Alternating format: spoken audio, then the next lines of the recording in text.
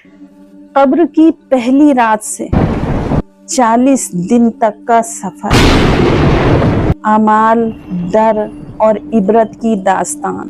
प्यारे अजीज, हर इंसान की जिंदगी की एक हकीकत यही है कि एक दिन उसे इस दुनिया से रुखसत होना है, और ये रुखसत सिर्फ हमारे जिस्म तक ही महदूद नहीं होती, हमारी रूह भी एक नए सफर पर निकलती है।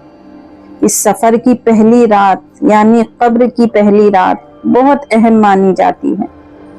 मौत के बाद इंसान को दफन किया जाता है और उसका आखिरी ठिकाना कब्र होती है।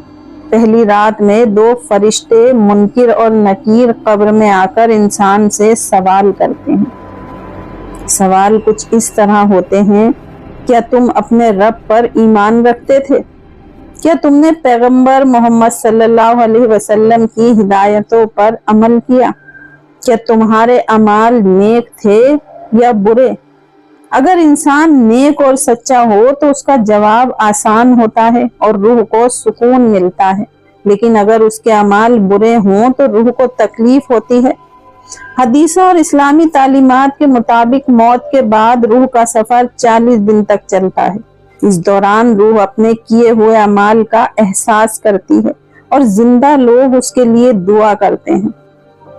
प्यारे अजीज, यही वो वक्त है जब हमारे हर छोटे बड़े अमाल, हमारी हर दुआ, हमारी हर सोच का असर दिखाई देता है।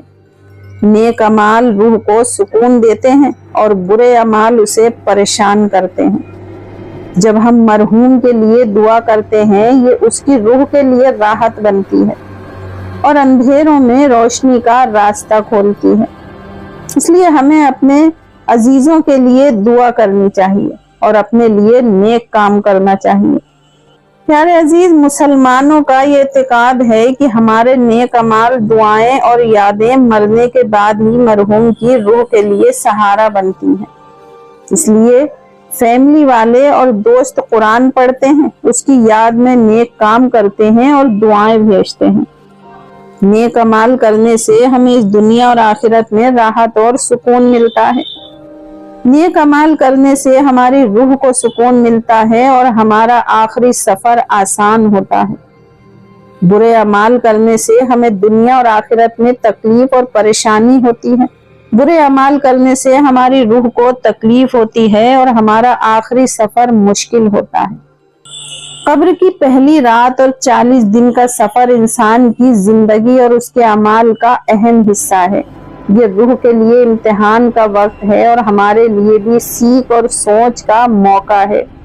नेक अमाल और सच्चा ईमान ही रूह के लिए सुकून और राहत लेकर आते हैं।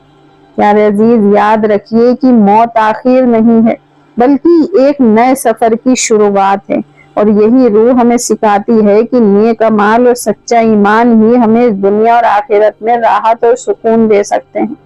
हमें अपनी जिंदगी में नेक अमाल करने चाहिए और सच्चा ईमान रखना चाहिए। इससे हमें इस दुनिया और आखिरत में राहत और सुकून मिलेगा, और जब हम मरहूम के लिए दुआ करेंगे तो उनकी रूह को भी राहत मिलेगी। मिलते हैं इंशाल्लाह फिर अगली वीडियो में। अल्लाह हाफिज।